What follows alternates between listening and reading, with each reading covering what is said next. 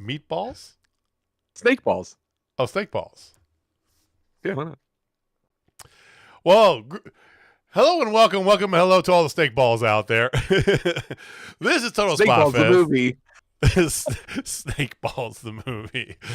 Snake Balls the flamethrower. It's just Jamie and I. That's Jamie. I'm JJ. Austin Reddick is off rocking his ass off at a metal show, which we're going to talk about in a second here. But thank you for watching. Thank you for listening. This is Total Spot Fest. Jamie, how you doing, man? I'm okay. I'm running on fumes. But you know what? Whenever I get a chance to talk a little wrestling, it kind of gets my juices flowing again. You look a little more. Last week you looked worn the hell out. You look a little more energetic this week. So you're looking spry. I also am drinking a soda drink. So, yeah, that does help, you know. Yeah, but yeah, Austin Reddick is off. Tommy Too Good lured him into a metal show, so wish him the best. I actually spent this weekend at a metal concert. Went back to Columbia with some good friends. We had a weekend away. Stayed at a friend's house. She has like 100 acres of land, like her and her family. Right, they each have their own houses, so very chill. I did what I accomplished, though. I was telling my best friend and his wife for weeks now that I am going to we're going to relive our college experience, which basically meant I am making sure that they disconnect, get away from the children, and get hammered drunk. And boy, did I accomplish that. We stayed up till 3 a.m. on Friday night, and my best friend, he was dragging ass all the way up to the concert, and it was fantastic. That's fun. I'm a fan of that. Yeah. I won't do it anymore. I'm retired. I know you won't. I've never promised to do it to you, but yeah. But no. And we saw it was a metal show. We saw Memphis Mayfire. Fantastic. Any metal fans out there in chat, if you ever get the chance to see MMF live, no, they've been around for 18 years, right? But if you've never seen them, you're a fan. Go. It was so good. Plus, Jamie, we did the old man routine. So the pit is younger man's game. I have reserved that fact. The pit is young man's game. That's fine. So we got the rock box, they called it. Now, you're not familiar with Blue Note, I don't think, but it's very similar to the Granada. I've been to Blue Note. Hell yeah. You've been to Blue Note? Okay, you know. I saw a real big fish in the Blue Note. Fantastic. All right, so there you go. So all the way on the top in the balcony there, in the back corner, they have this little area. It's like bumpered off. There's a couch. There's a little coffee table, some chairs, a fridge of water bottles, and yeah. So we basically rented that out. It was only a few bucks more per person when you break it down like that. But we had our own waitress. We had this whole little area just to ourselves, unlimited water bottles for free. So we didn't have to miss any songs to go to the bar. It's the way to go, man. It was so good. That was definitely the old guy way of doing it. Yeah. Hey, yeah. I'm not dissing on you. I think that's an excellent way. It was because the last concert I went to, I flirted with going in the pit, because I used to live in the pit, as you can guess, right? And yeah, we'll say nah. I've only been humbled in one pit only. I've only been humbled once. Who was it? Yeah. Who was it? Oh, I saw Pantera and White Zombie. Yeah. This place, well, they were so packed in here. I remember one of the, it was completely sold out. It was asses to elbows. I remember one of the opening bands tried to get them to do a wall of death. And they could only break apart by 4 feet. So it was the most unassuming wall of death ever, you know. Hopefully Tommy and Austin are participating in a stellar wall of death right now. So you want to talk wrestling? I do. I really do. I just messaged Heather. Well, I thought about it. Thinking of Heather. Yes, that's been a while. It has been a while. Yes. All right. Well, there's a lot of news and stuff we want to get to. We want to talk about that later. Let's start with some Dynamite. Gotta put the hand up. You're JJ. You gotta put the hand up when you say Dynamite. Dynamite. See? Oh, I know. I would expect you to know that better than anybody else. My very first job, Slipping. my very first day at my very Slipping. first job. I walk in as dishwasher, right? And sous chef is just like, JJ, Dynamite! You know, and he basically made me say some version of that every time in. I even had to do the number you called is right because you're talking to Kid Dynamite, you know? That's awesome. The That's whole nine, awesome. yes. New opening for Dynamite tonight, you like? I did. I'm like, okay, this is like the 5th different opening in the past like 6 months. Yeah, Like, can we just land on one? If I had to rank it, it was probably my second favorite. Honestly, I love the Pointer Sister one probably the best. I know I'm that guy, but I don't care. Touche. I mean, I thought the music was by an old, aging Sum 41. It sounded fine. It was good. Yeah. And they continued the theme of Dynamites as of recent in smaller, more intimate venues. In the That venue kicked ass. that venue was so good. Classic Oh. theater in Detroit, and Detroit's got a really good wrestling lineage, so that was cool to see. But my God, that venue was perfect, so good. Like finding good sized theaters like that. Yes, give me all that. Yeah, it was very enjoyable. It was good for the eyeballs. Yep. Now, the show itself, I don't know. We're 2.5 weeks out of Double or Nothing, and they mostly have the card booked already. For the most part, yeah. I don't know what you feel about that. I'm not in love with that. Okay, that's hilarious because this is also coming from the guy who bitches about how WWE just like slams it all together at the very end. I do, and I can have a double standard. That's totally fine. You, my friend, are a hypocrite. Well, but that's what. Hey, that's what wrestling fans are. We are hypocrites. Yeah. I mean, for the most part, so there are some that you don't need to build, and that's great because they do have a couple of those that you don't need to build. Right. Honestly, do you really need to build any more on Hanger and Ospreay? No, but did they?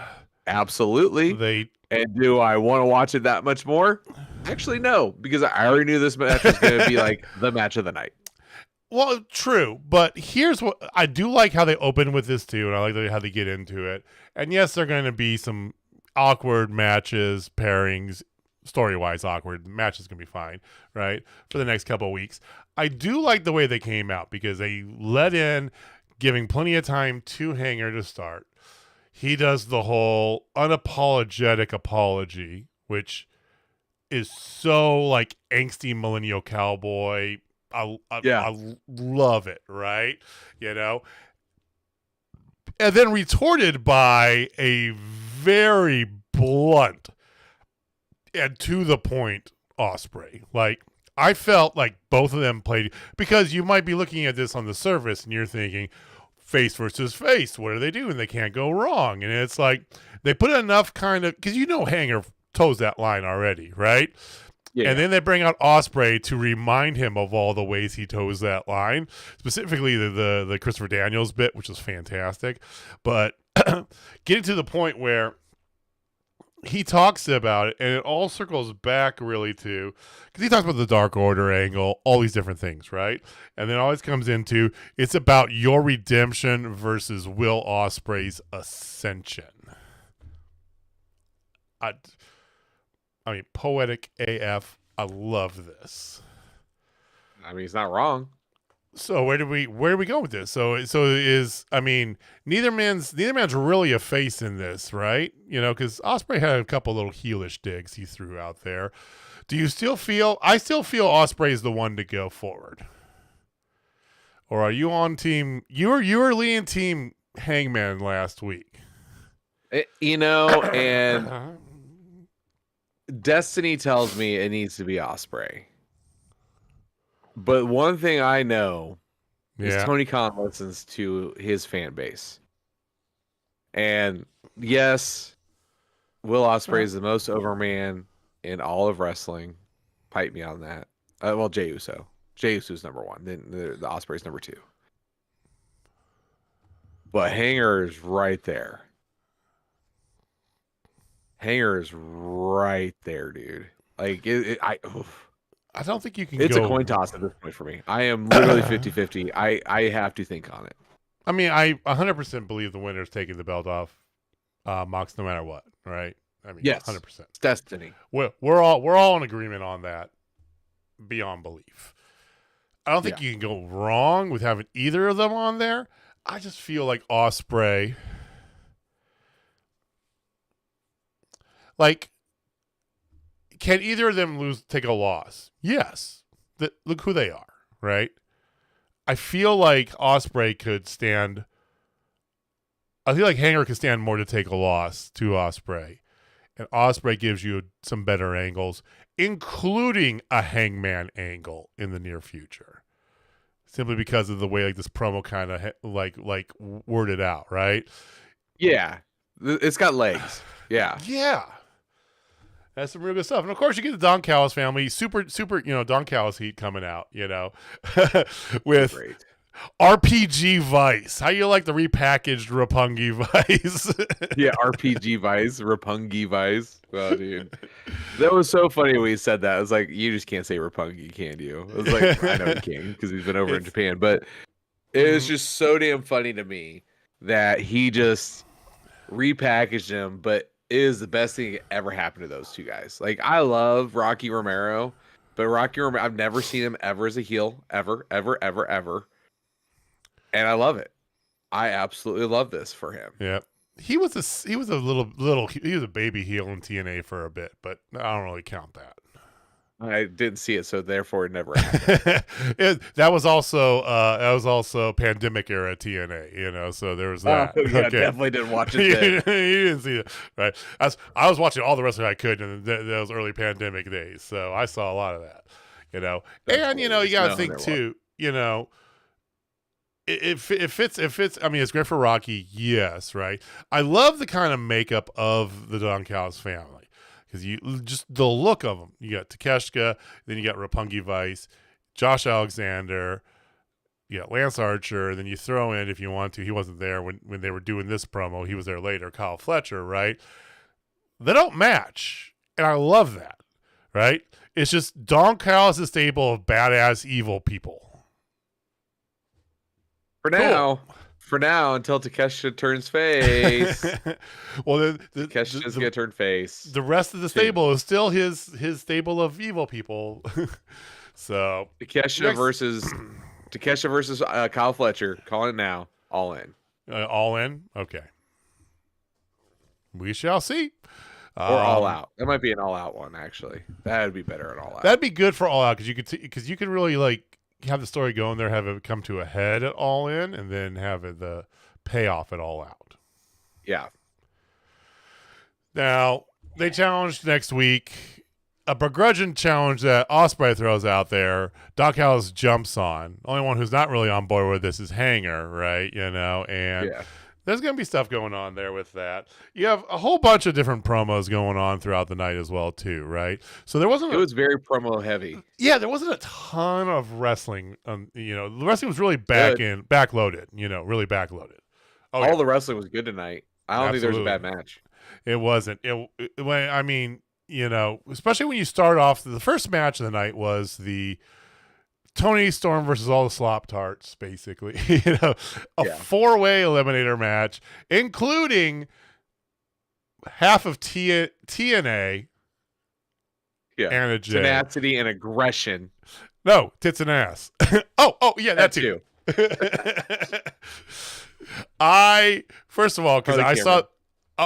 Before Collision last week, I saw the thing on Twitter about how she was going to be there for Anna Jay's fat ass because she went to Coachella with her. And I go, that's fucking beautiful. I love this so much. It's like, you got my fat ass, both hands. Like, girl. Carly Cameron is a treasure. Carly Cameron can do no wrong in my eyes. Ever. And did you see she borrowed Riho's pipe? Pipe? Yep. Oh, dude, it's Rio's pipe. I'm like, hey, I've seen that pipe before. Rio's pipe, it looks smaller just because it's It's not Rio. Yeah. Harley Cameron is, oh my gosh, she's so good. But no, so it was so Anna Jay versus Anna Jay, Thunder Rosa, Penelope Ford, and Toni Storm. Of course, you get the run out of Megan Bain, and there's all this. You'd have an odd tag team moment between Tony and Thunder in the middle of the match. This is a 4-way, whatever, Toni Storm wins. It's inconsequential. The match was a super fun, good way to open it up. It featured a lot of women on the roster. So we've had this talk before. No, I don't believe Anna Jay is a title contender. But I like them bringing in women and putting them in, bringing them on my TV and doing things like this because, especially with the pairing with Harley Cameron, it's entertaining. It's another thing you can throw out there, right? They don't have to be championship contenders. I completely agree with that statement, but I feel there is going to be something on the horizon for a Harley Cameron and Anna Jay together. Yeah. I think a tag title is in the near future. Especially with we're going to get into the releases later, but there's a lot of free agents coming out that would benefit from having the tag titles, and you would be able to do something with your inflated roster, and you'd still be able to get everybody ample TV time. We get more women on TV, and you might even be able to get, I don't know, 2 women's matches on Dynamite and 2 matches on Collision, and you're all happy. To be fair, they do 2 on Collision often, though. They already do. They do 3 sometimes. But I'm just saying, I know. But you're gonna get more stuff because you got more storylines with it coming with. Eventually, you're gonna have Sky Blue coming back, right? So you've got the whole Sky Blue and Julia Hart, thing. There's a tag team, right? They're teasing the Willow and Chris Statlander's bit. They had a little interview with her later on. Chris is trying to be friendly, and so Willow challenged her to a fight tomorrow night on Collision, which yes, that's always fun to see. Yes. Yeah, but just like you said here, you got Team TA, right? So I think you've got the ability to put it in there. Hell, they could do this and actually give more weight to the women's tag team division than the men's have right now. Yeah, because the men's division right now is just whatever. It's just okay, the Hurt Syndicate is so busy with MJF. It's come on, man. Come on, man. You know what I mean? It's busy with MJF. FTR is busy with trying to beat up Daniel Garcia and Tony Schiavone. Which I get it initially. That's the thing. That's a 1 week story. Why is this Tony Schiavone and Nigel McGuinness now? It's come on. Hey, I love Nigel. It's great. I do too. It's great but for Nigel though. But this is FTR we're talking about here. You got the Young Bucks. They could come and go. They're interchangeable. They had a match tonight, which was pretty much like last week, just a fun-ass match to throw on TV. Yeah, we'll get into that. But, that match, it had everything you want. It literally had everything you want. Yeah. I mean, you had Young Bucks and Ricochet versus Swerve, Mike Bailey, and Mark Briscoe, right? No misses on the talent there whatsoever. You just... Nope. Everything was, and they did a little promo before. It's a little tease. Okay, I just want to throw this in there because I like it when wrestling does these little touches that can pay off down the road. So before they're doing you do. I know we both appreciate. We both love the. I know. We love the fuck out of these little things. We're that guy that sees that spoiler in that video game that 2 sequels later we're like, that's from the thing that was at the thing before. Yes, we like payoff. Absolutely. So do an interview with Ricochet, and Ricochet because he knows how to beat Swerve. They have a Swerve problem. Isn't that cool? Fantastic. So he busts out, and they're going into their office, to a darkened office with the Death Riders sitting there, and you just hear Matthew go, "Oh, this is happening." Okay, and they close the door to chat. Slam the door. Oh, well. It's Marina. She doesn't know her own strength. It's hey. I feel like she knows her own strength. Potato. And talk about a future tag team with Maria Shafir. There's somebody she knows who's going to be a free agent. We're getting that in just a little bit. Yeah. Fantasy Booking Island's coming, ladies and gentlemen. It'll be later, but we are definitely going to have Fantasy JB's Booking got Island. a lot of fantasy booking out he wants to throw out there. Yes. So we're on that. So let's just go with that match. So that match was fun as hell. That was my favorite match of the night by far. I just enjoyed it. I mean, it was very similar to the one last week, but I just really enjoyed the one this week a little bit more. See, I liked the one last week better. I thought the women's match honestly was better. I liked everything they did. Had Megan Bain come in and going nuts there. Yeah. And you had Harley Cameron, like obviously setting up some kind of tag team match, and then Thunder Rosa and Toni acting as a tag team. So probably at Double or Nothing on the main card, because there's no way you don't have Timeless Toni Storm on the main card. Exactly. Like a four quarter match, but then you have this match, which is just fun in every way. You have Ricochet literally doing the Lord's work. I mean, he's just so great. And just sneaking out the win, too. I loved how they snuck out the win. It was so perfect. Sneaky pin, clean. I like it.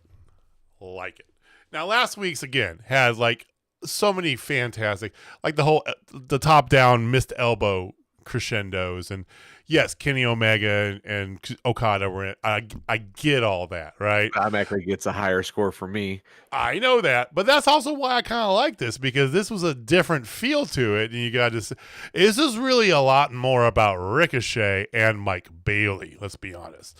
My God, Mike Bailey. That man just continues to stupefy me. He is where he belongs. Absolutely. And he needs to be a part of some kind of title picture at some point. Well, I feel like him and Kevin Knight have some legs. They had the Hurt Syndicate come out and actually kind of address that. It was really just a setup to have MJF beat up some people, show that he hurts people too, right? Whatever. Yeah. But they come out and they say, tag teams of AEW, where are you at? Right? You had the Crew come out. They have not addressed the elephant in the room. That is Lio Rush and Bobby Lashley in the same company. They're going to. I can't wait for that day. Oh, it'll be great. It's like, hey, I know you. You just make it like something funny like that. Oh my God. But out comes Top Flight. So I mean, there you go. And now they're almost like a cruiserweight-esque compared to her Syndicate. I think that I even just jokingly talk about men's division in Limbo, simply because you have the belts of the Hurt Syndicate. Hurt Syndicate's over. They're not wrestling at all, and they don't need to right now. So in a way, your tag team division's at a standstill. Yeah, it is what it is. But you've got a healthy Top Flight. The Crew is good, right? There are the Bucks there. There is FTR somewhere hanging around that when you get around to it, you do have the tag team capabilities. Just when are we going to give that payoff? Who knows? It feels like they either go all in or all out on tag teams, and that was pun intended. I know. That was well done. Well done on the pun, sir. I'm going to give you your flowers on that, because that's definitely a good one. That was a good one. So,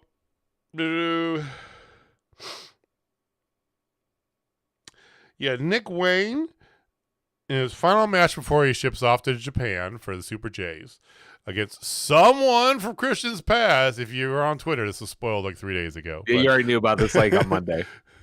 Gore!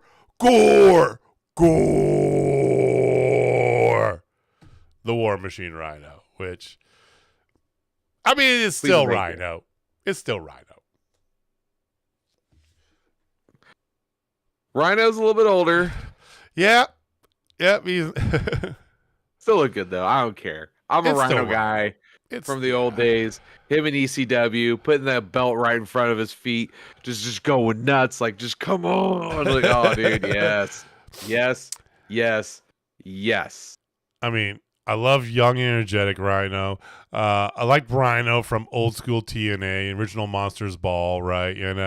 When Rhino's still Rhino. It was great. Nick gets the win with the unprettier. Yes, I'm still sticking with that. And then Christian Cage does a weird, I'm a belt, put the belt around you. I'm not going to put the belt around you. Drops the belt and walks off. Slowest burn of all time. Just pull the Band-Aid. I don't know. He's literally leaving tomorrow to fly to Japan for the next 2 months. So then he's going to come back to Heroes Welcome, and he's absolutely going to lay out Christian, and the game is going to be him and Christian. Christian's going to put him over. As he should. And then Christian's going to do something different. That's got to be the play. It's got to be. It's really got to be. But if he buries him, I'm going to start calling him Christian Hogan. Just like Becky Hogan. Just like Becky Hogan. Put a pin in that. We'll come back to that one in a bit. Yeah, you like that. So be that as it may. So after you had the tag match too, the 6-man tag match, there was a little promo you had backstage with Will Ospreay, and this is kind of throwing back to what I talked about my arguments for Ospreay at the beginning as well too. Here you got MJF coming in and just say how he's first of all, fantastic promo for shopaew.com where you can buy replica Dynamite rings. And then talks about how he's cheering for Ospreay over Hanger because he knows he can beat Ospreay. Even though Ospreay reminds him what happened last time they met at Wembley. So. Yeah, that's true. That's true.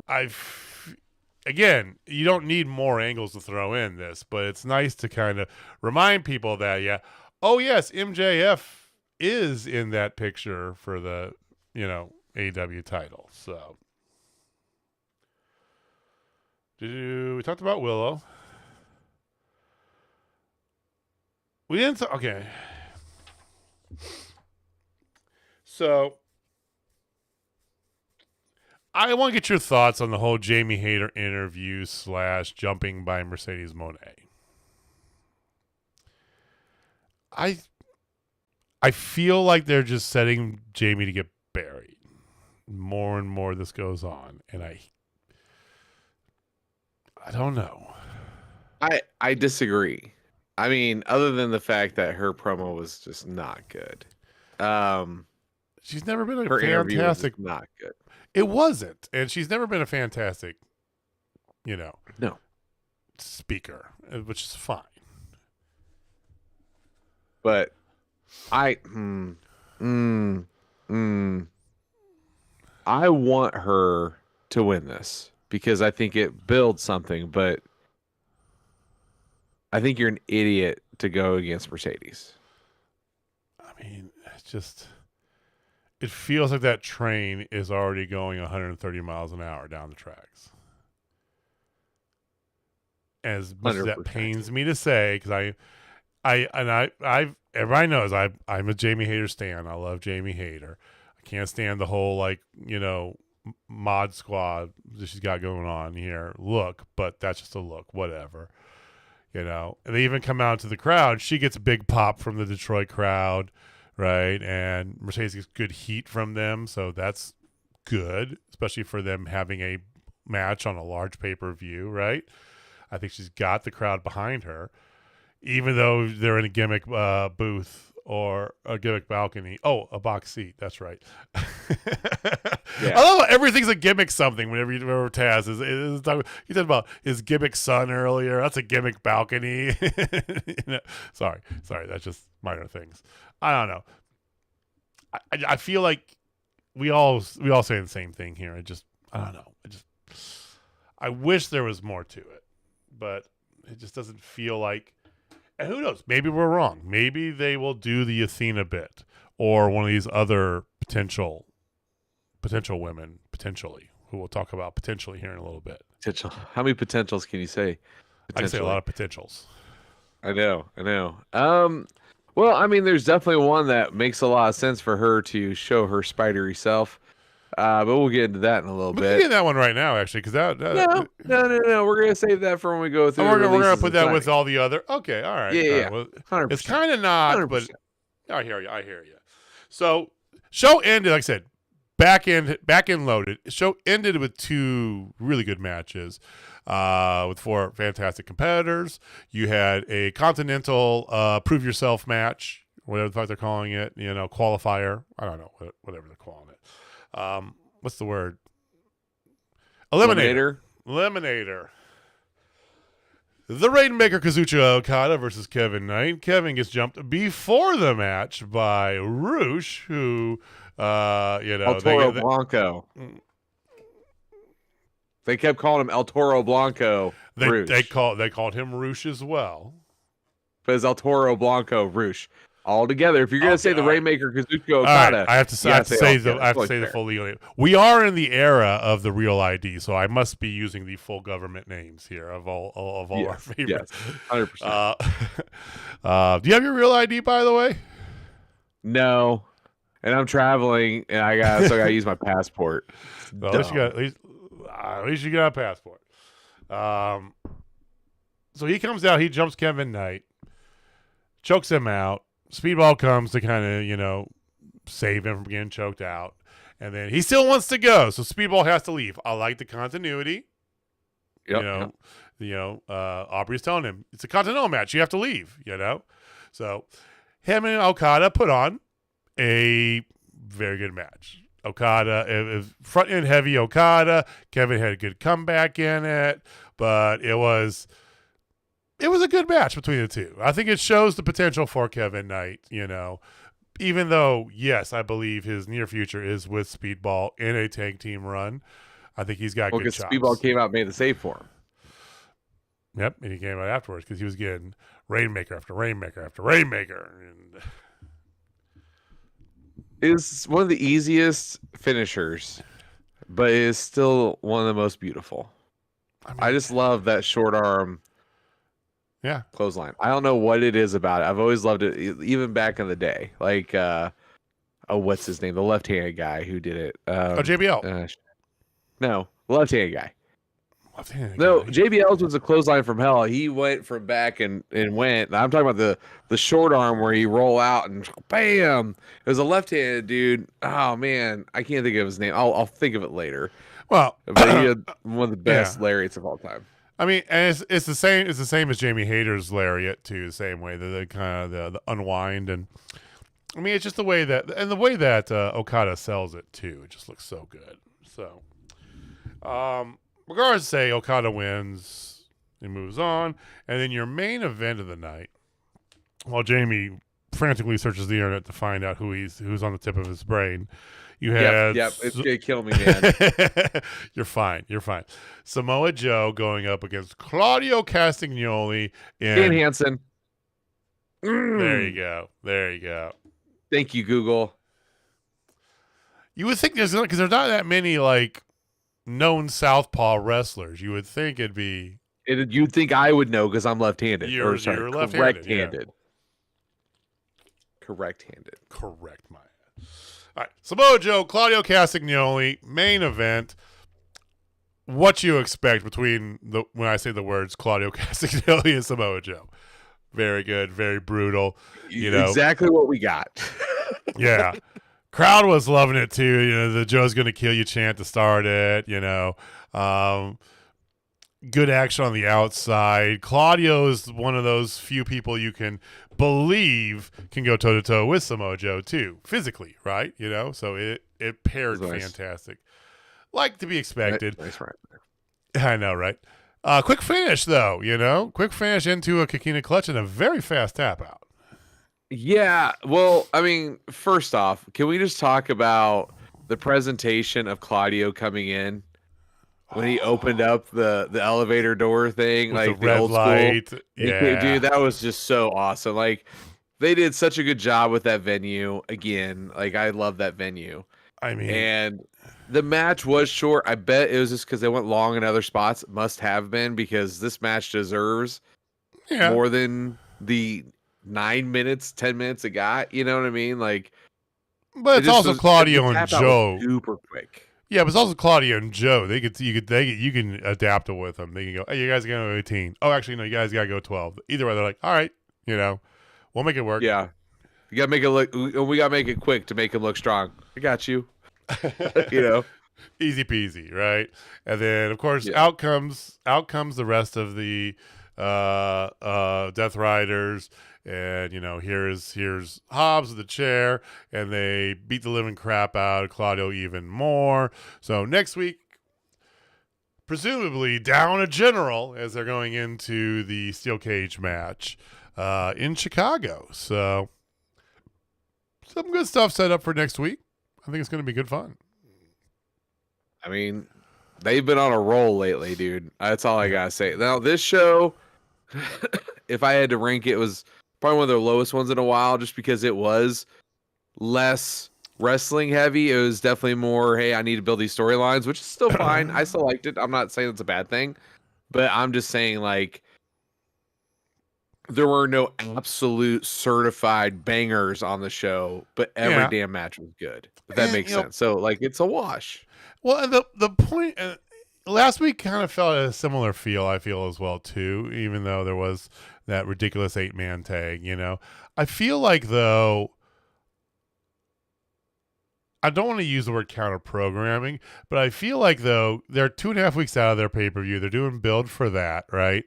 Everything's going well. But they're also going through the companies that produces them as well, and that distributes their stuff, also has 2 other major events going on right now with NBA and NHL playoffs. So, putting out there the banger of all shows you can't miss in the middle of all this other stuff happening at the same time, maybe not the smartest programming note to do. So I mean, and they're also setting up Collision for tomorrow, and that's going to be going kind of heavy. Collision's going to be good, and next week I think they're putting more stock into next week's show, right? Because and then they've got a litany of them coming up here in June as well, right? They've got a big show in Denver, they got a big show in Portland. They're trying to promote, So I feel like a lot of that's coming to the point where it's like, we don't want to blow all of our load here, especially considering we got NBA and NHL playoffs to kind of compete with us for eyeballs. So let's do some good story, get everything going in a good direction, and then in a few weeks here, load blown.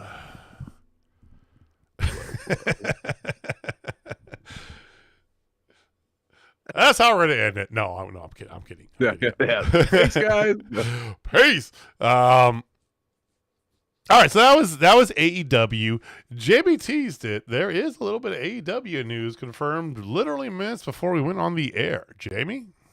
Yes, and this is going to make one JJ Brownlee very, very, very happy. It has been confirmed.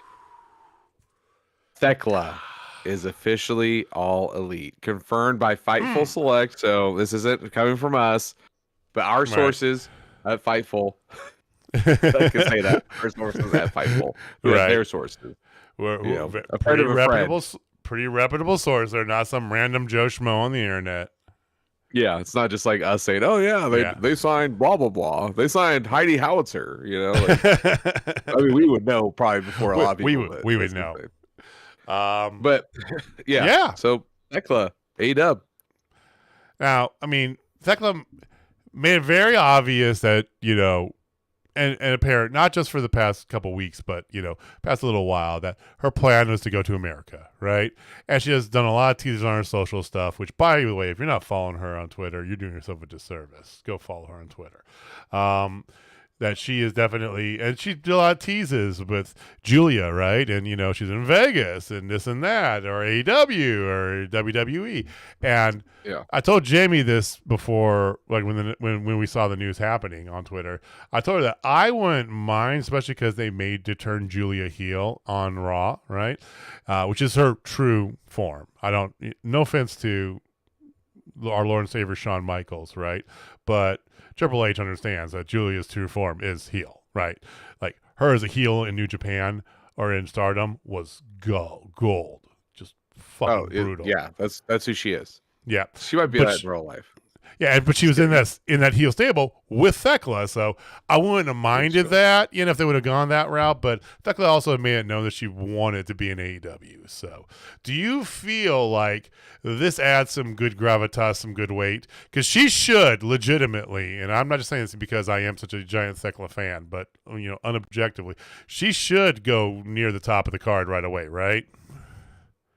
That's your bias coming out. That is my bias, 100%. But so let me look at this, a little bit more, objectively here. She's got the look that drives the boys wild. Mm-hmm.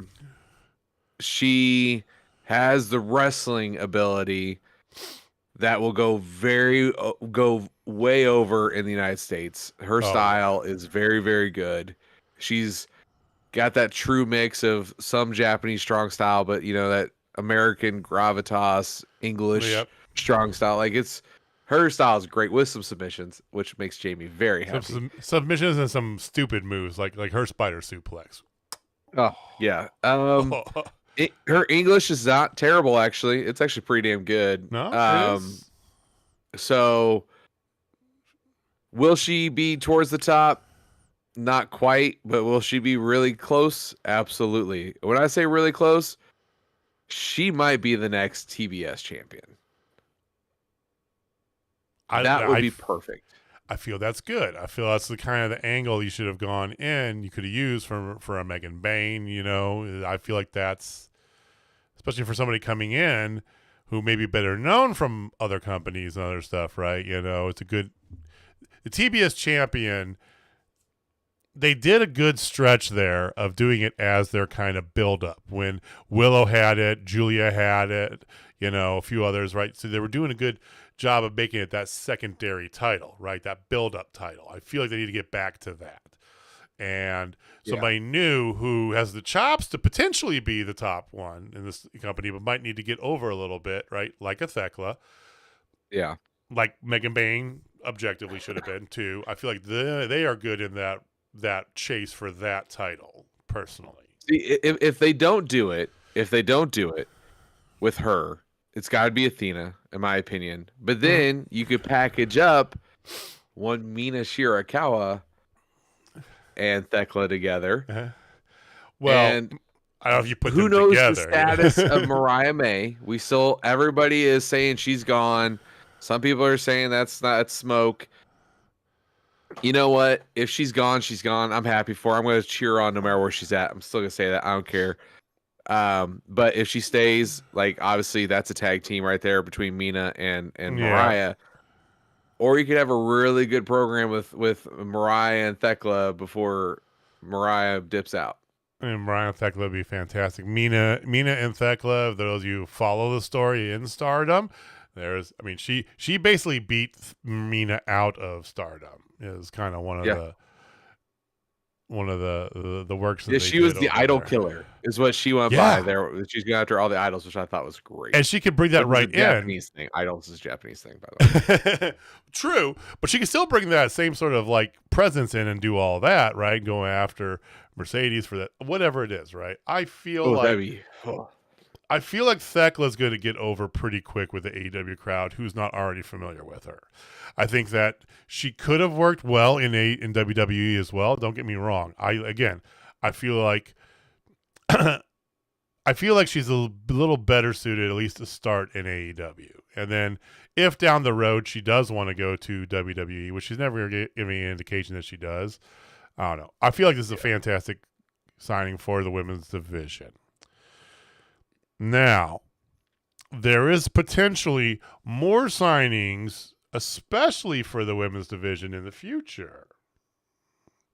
Potentially. 100%. Because, hey, we all know and love sign pointing season, okay, which has come and gone. Do not point at your sign, Jamie. No, it's gone. You can't do it. No, it's over. It's over. Okay. But shortly after sign pointing season is... the hopes and wishes season. It's time for people, to or what? Oh, what's the word I'm looking for? I'm totally fucked that up. But it's AEW, it's WWE release season, more or less. So yeah, it's right after WrestleMania. This is where they start trimming some fat. which because it kind of coincides with them moving around. So they moved up people to the main roster. They shuffled some things around. NXT's got a lot of dealings with TNA, which is going to be very interesting when we talk about one of these competitors here. But there has been several people released from WWE. Do you have the list? I see you looking for it.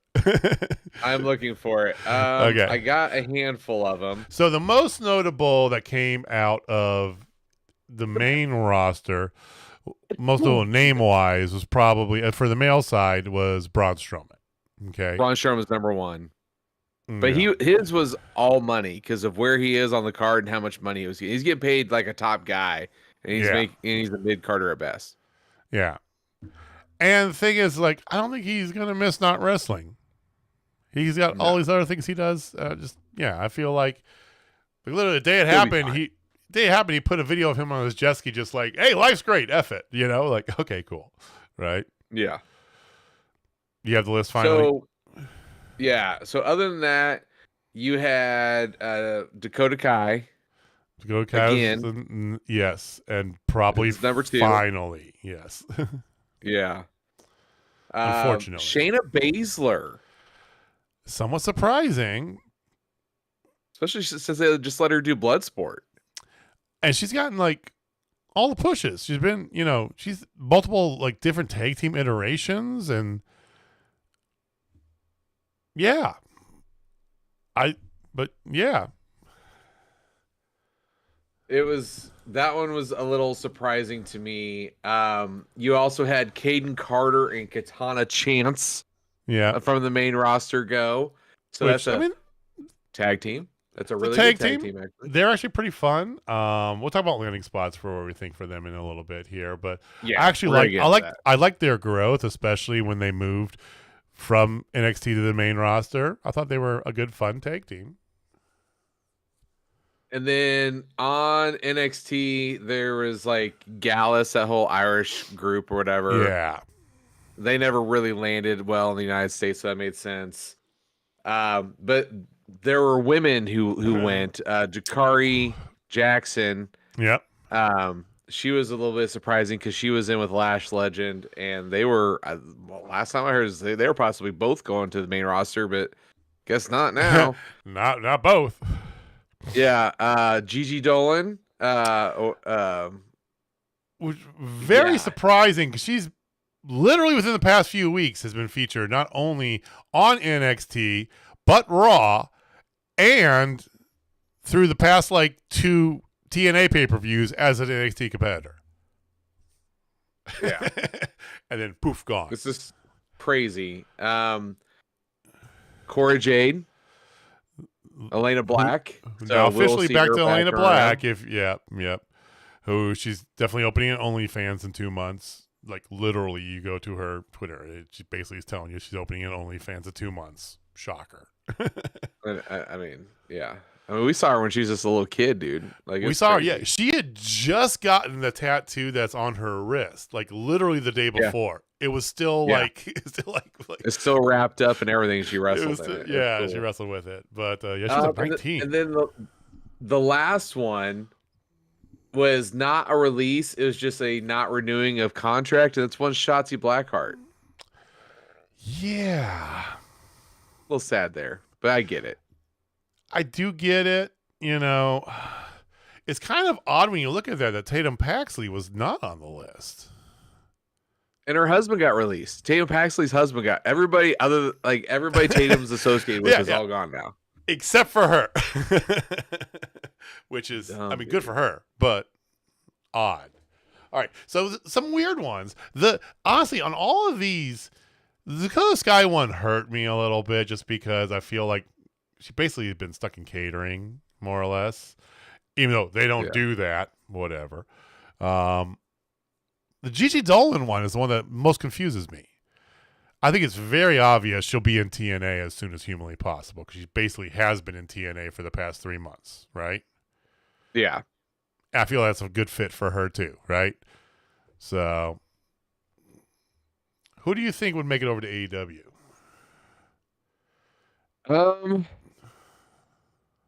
Gigi. I think Gigi. But actually, I think she might go to Japan. She might do a Stardom run. Gigi. Shotzi. Okay. Shotzi going to there makes a lot of sense. I like the. I think Shotzi sounds about right. I still feel Gigi for TNA. That's just me. I think she has a Japanese. She has a Stardom run. She would be huge. I think she'd be really good in Stardom. Elena Black. I don't know if Elena Black. I think Elena Black needs to just run through indies for a while. She's good though. She just gets hurt. Like she deserves TV time. She's got the look. She's a good wrestler. Like I could see her on AEW TV. I mean that's how she got her break in order to go to WWE because she did Dark. That's a good point. She did Dark. Yeah. I mean, Shotzi, I do like the idea. You talked about, or she does Stardom too, which I don't think she'll do Stardom. I think she'd stay in the States. I don't see her going overseas. I feel like you already hinted at, and the thing is, like, Gallus was not a terrible idea. They just came around the same time as their Italian like group that they had, so it was literally the same thing, just two different versions of it. So whatever. I think that individually, so they those guys might repackage themselves. One of them might make it here and there. I feel like a lot of the talent was female. For like most of the releases were all female from this here. Braun Strowman, we all agree, is not going to go anywhere. You already talked about Shayna Baszler. You could tease that. That makes too much sense. Her joining up with Marina Shafir makes way too much sense. I mean, it's and she could wrestle. She can wrestle. It's entry level, fancy booking island 101, but that doesn't mean it's wrong. Yeah. Braun Strowman will not be there. They might take one of those guys from NXT. I don't know about Jakari Jackson. I just don't know about her. I think she goes to TNA. I think she goes TNA. I think that women wise, I think there's good chance for several of them to go to TNA, even though TNA's roster's already added several women lately. So, well, they have a really damn good women's roster. That's all there is to it. Oh, they have 4 matches every week for women, so there's that. Yeah, I mean, I think that there is some room there, especially when you look at that, Shotzi. Granted, there is a little bit of a Journey Pro homerism in our voice when we talk about Shotzi. Okay, so there is that.